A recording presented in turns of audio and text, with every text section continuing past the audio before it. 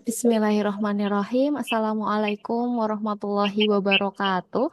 Waalaikumsalam Waalaikumsalam warahmatullahi warahmatullahi wabarakatuh. wabarakatuh. Yang terhormat Bapak dan Ibu, pimpinan divisi juga KUR di lingkungan perpustakaan pusat dan fakultas, dan juga yang saya hormati Bapak dan Ibu dan teman-teman yang berbahagia.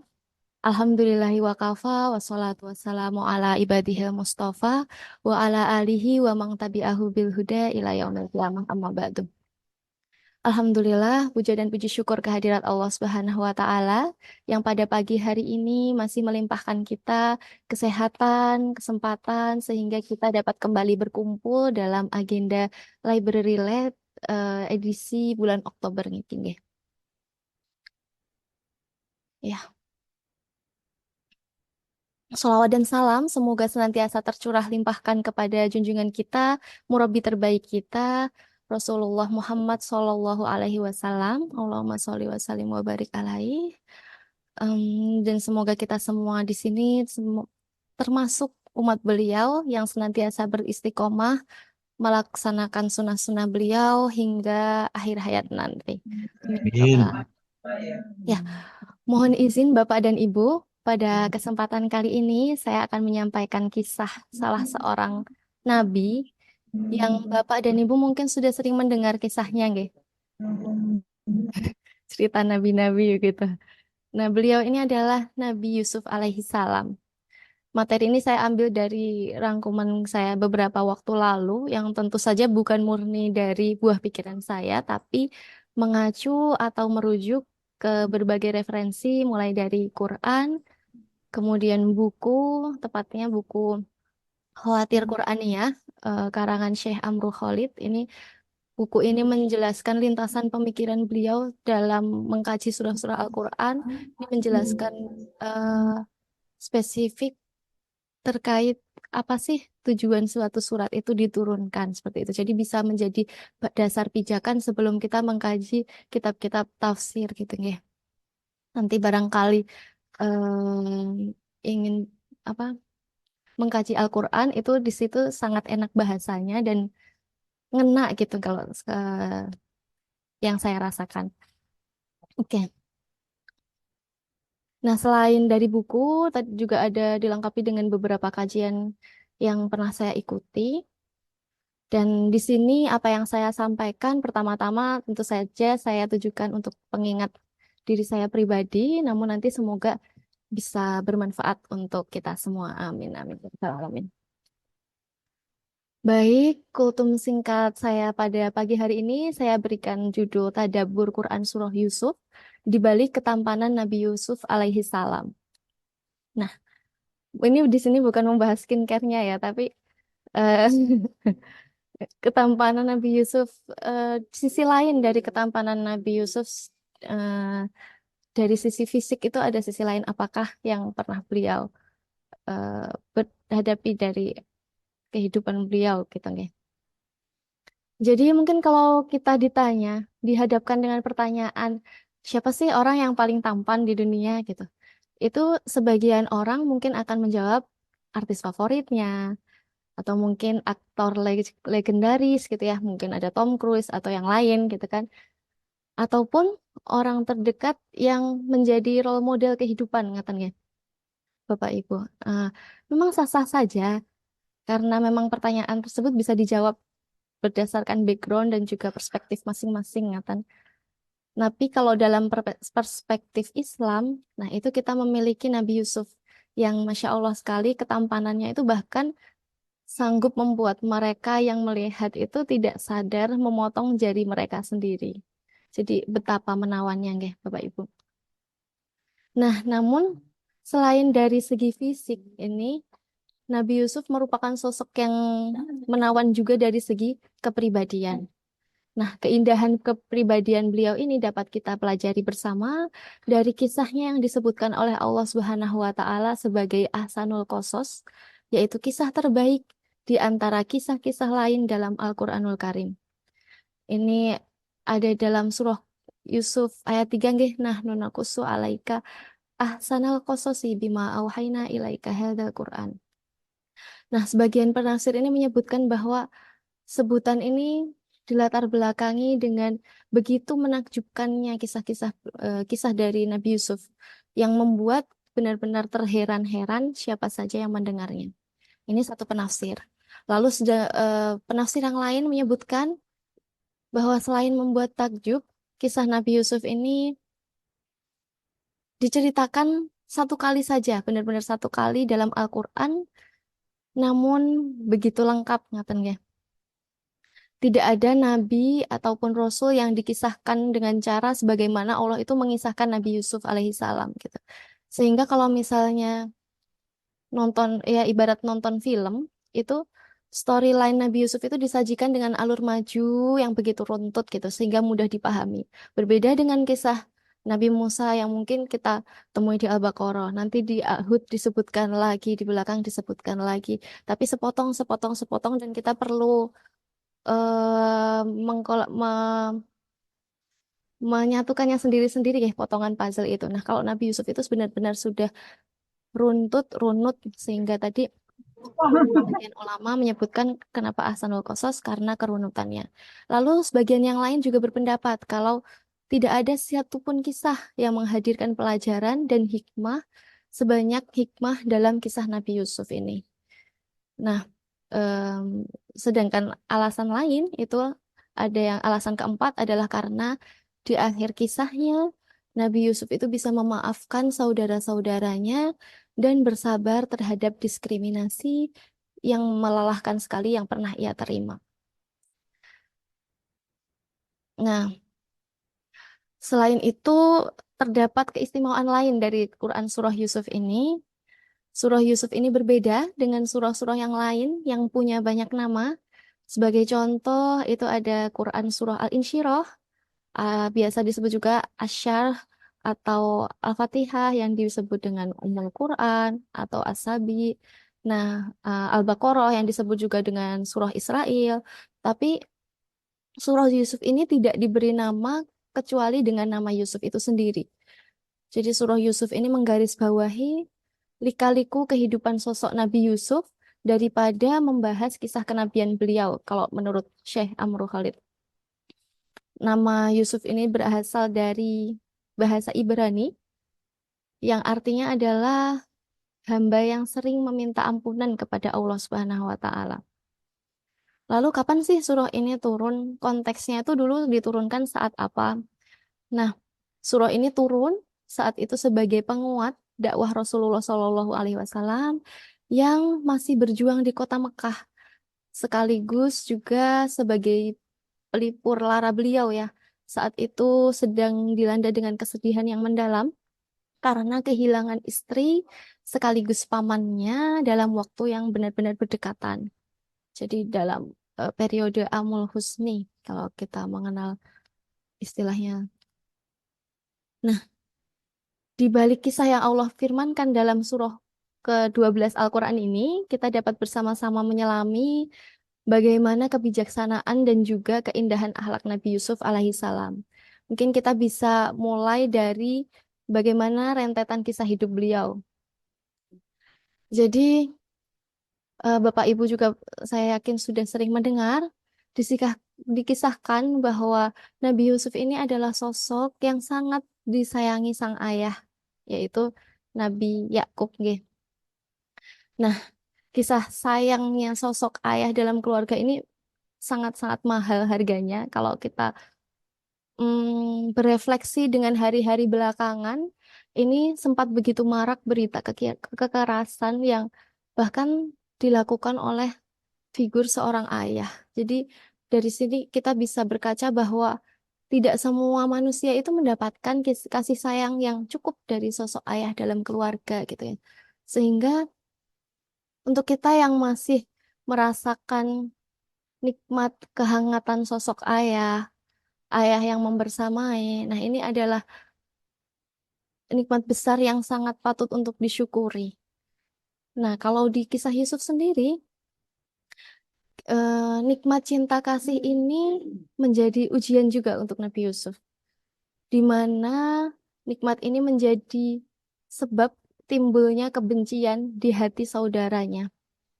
Saat itu eh, saudara-saudara beliau iri dengan bagaimana cara Nabi Yakub memperlakukan mereka, merasa dibedakan begitu ya. Nah, sehingga saudara-saudara Nabi Yusuf ini merencanakan skenario untuk membuang Nabi Yusuf, dan terjadilah skenario tersebut. Nabi Yusuf kecil dibuang ke dalam sumur dan 3 hari berada di dalamnya ya. Ada 3 hari, ini berdasarkan dari Syekh Amru Khalid. Kita kalau mungkin membayangkan bagaimana anak kecil 3 hari berada di dalam sumur, bagaimana makannya, minumnya, malamnya, ke kamar mandinya, gitu kan. Dan itu belum cukup sampai di situ saja, tapi juga berakhir menjadi barang dagangan yang diperjualbelikan dengan harga yang murah. Jadi ketika beliau itu diangkat dari dalam sumur, itu oleh beliau yang mengangkatnya dijual karena dia tidak suka, dijual dengan harga yang beberapa dirham saja gitu nih. Ini betapa sedihnya ketika berada di posisi Yusuf kecil, apalagi perbuatan zalim tersebut ditengarai oleh orang-orang terdekat gitu nih. Saudara yang juga sekaligus kawan bermain sehari-hari. Yang harusnya bisa menghadirkan gitu rasa kasih sayang dan juga menemani masa kecilnya dengan hal-hal yang seru gitu ya, teman bermain dan seterusnya. Tapi apakah Yusuf marah dengan ketetapan Allah atasnya? Tidak. Menurut Syekh Amr Khalid, Yusuf tetap teguh berakhlak. Karena dia merupakan orang yang beriman, meyakini betul bahwa Allah Subhanahu wa Ta'ala itu adalah sebaik-baik pemberi ketetapan. Beliau menyadari penuh bahwa apa yang terjadi itu merupakan karunia dari Allah. Nah, tapi kun fayakun ya. Kun fayakun, Allah Subhanahu wa Ta'ala kemudian membalikkan posisi Yusuf. Allah menjadikan Nabi Yusuf sebagai bagian dari keluarga Al-Aziz.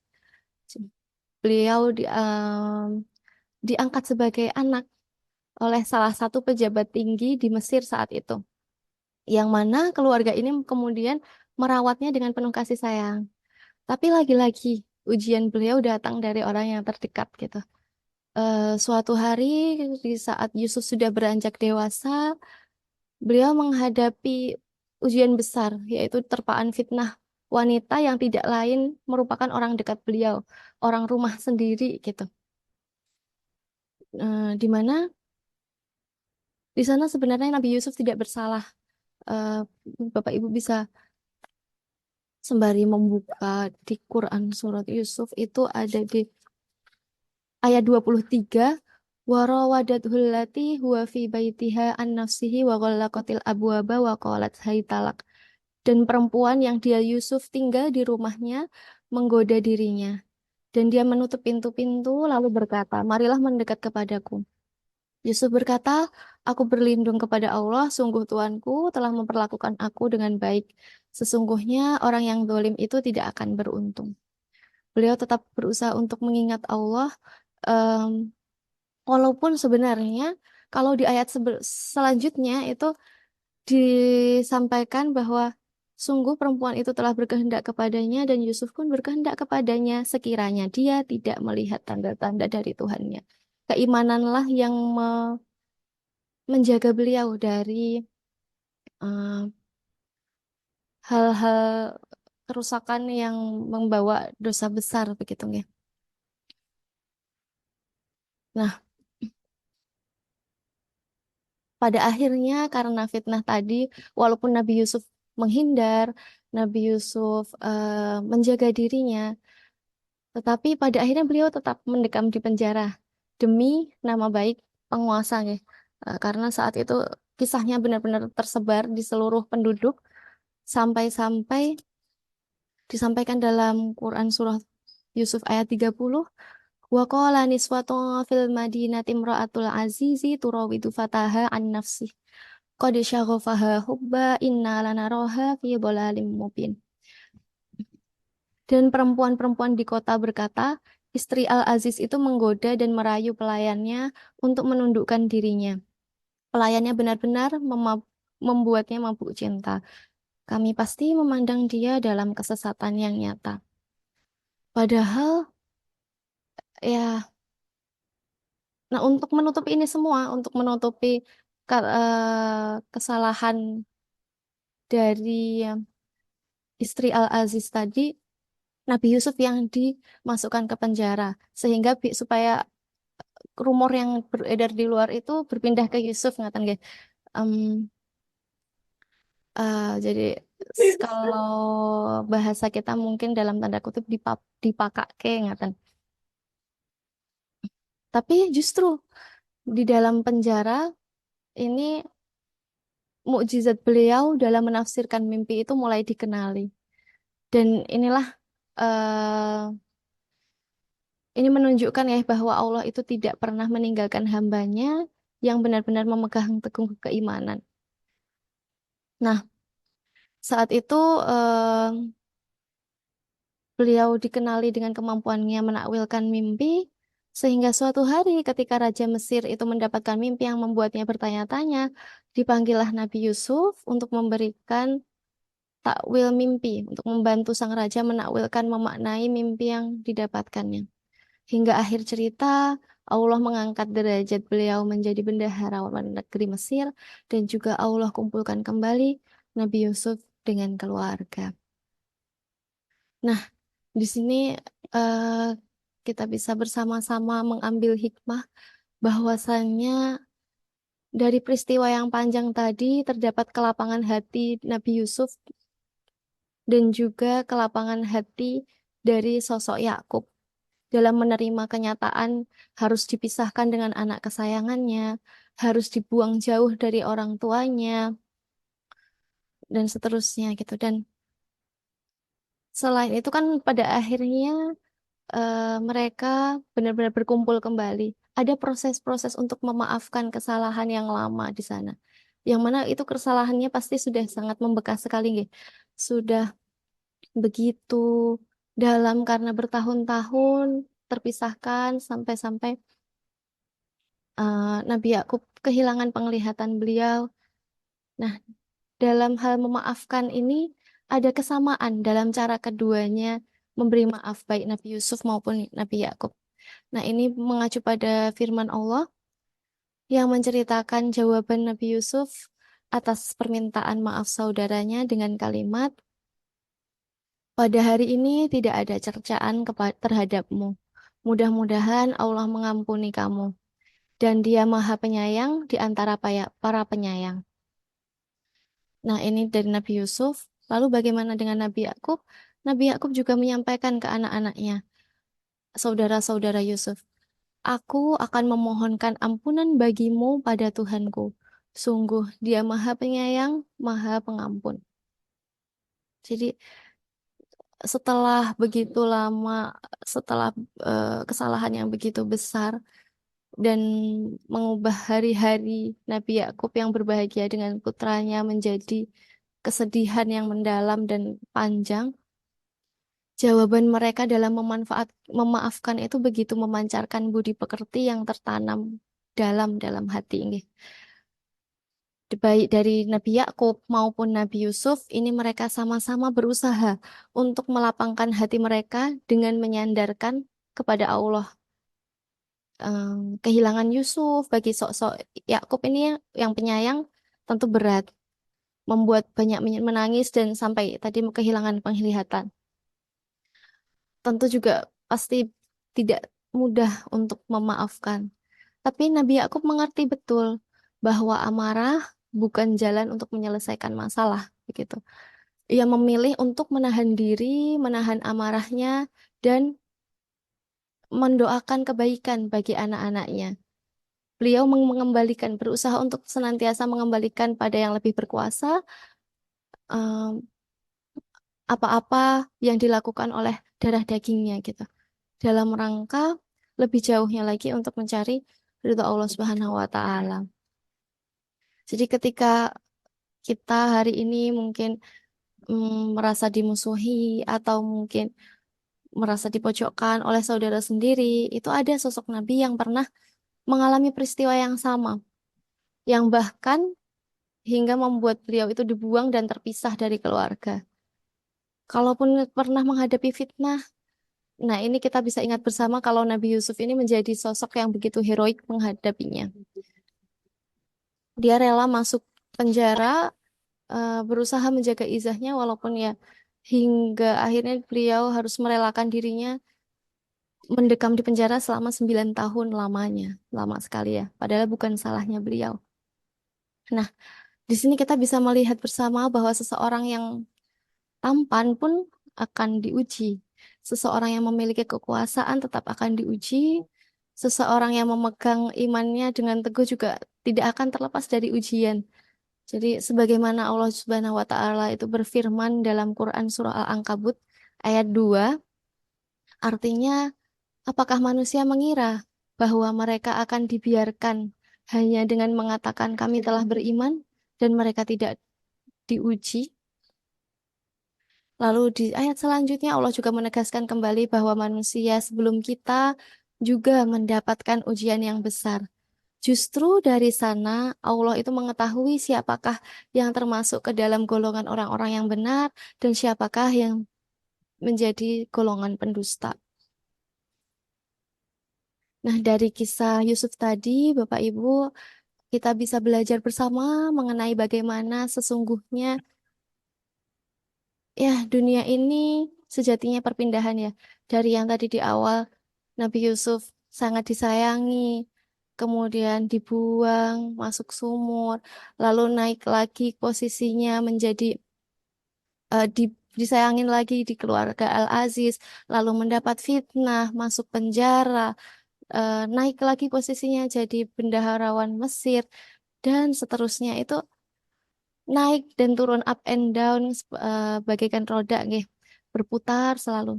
Jadi memang sesungguhnya dunia ini merupakan perpindahan dan dari senang jadi sedih, sedih menjadi senang. Dan inilah ujian kita semua. Bagaimana kita tidak melupakan di mana kaki kita itu berpijak atau tetap tawadhu saat sedang bergembira dan bagaimana juga kita tidak lupa dengan pertolongan Allah, dengan ketetapan Allah, dengan keyakinan kepada Allah kala sedih itu menerpa. Sebagaimana disebutkan juga dalam Quran Surah Yusuf ayat 101, bahwa Nabi Yusuf menyadari betul kedudukan serta ilmu menakwilkan mimpi merupakan anugerah dari sisi Allah. Itu dan juga ia merendahkan hati dengan meminta padanya agar terus dibersamakan dengan orang yang solih dan wafat dalam keadaan muslim, walaupun kondisinya pada saat itu beliau benar-benar berada pada puncak kedudukannya. Nah, dari kisah ini kita belajar bahwa berbagai kemudahan itu datang beriringan dengan kesulitan. Sesuai firman Allah pada Quran Surah Al-Insyirah, maka sesungguhnya bersama kesulitan ada kemudahan. Nah, sejalan dengan hal ini, Syekh Amru Khalid juga menyebutkan bahwa tujuan dari surah Yusuf ini turun sesungguhnya itu adalah terlingkas pada akhir baris kisah Yusuf, yakni di ayat 90 yang artinya sesungguhnya barang siapa yang bertakwa dan juga bersabar, maka Allah tidak akan menyia-nyiakan pahala orang yang berbuat baik. Jadi kesulitan-kesulitan kita itu pasti ada harganya di mata Allah. Nah, seberapapun beratnya ujian kita, selama kesabaran, lalu semangat kita untuk tidak kenal lelah menyerah, tidak berputus asa dari rahmat Allah, itu tuh terus menerus kita patrikan dalam diri kita, maka insya Allah pintu pertolongan Allah itu akan eh, segera terbuka. Jadi kita perlu mempercayai bersama bahwa di balik rencana kita ada rencana Allah yang luar biasa hebatnya. Wa makaru wa makarallah wallahu khairul makirin wallahu a'lam bishawab. Ya mungkin itu saja yang bisa saya sampaikan pada kesempatan pagi hari ini. Jika ada benarnya maka itu dari Allah Subhanahu wa taala dan kekurangan-kekurangan itu tentu saja dari diri saya pribadi. Semoga sedikit yang saya sampaikan bisa em, membantu kita untuk berefleksi dan juga memperbaiki diri lagi ke depannya. Amin ya robbal alamin. Akhirul kalam, wassalamualaikum warahmatullahi wabarakatuh.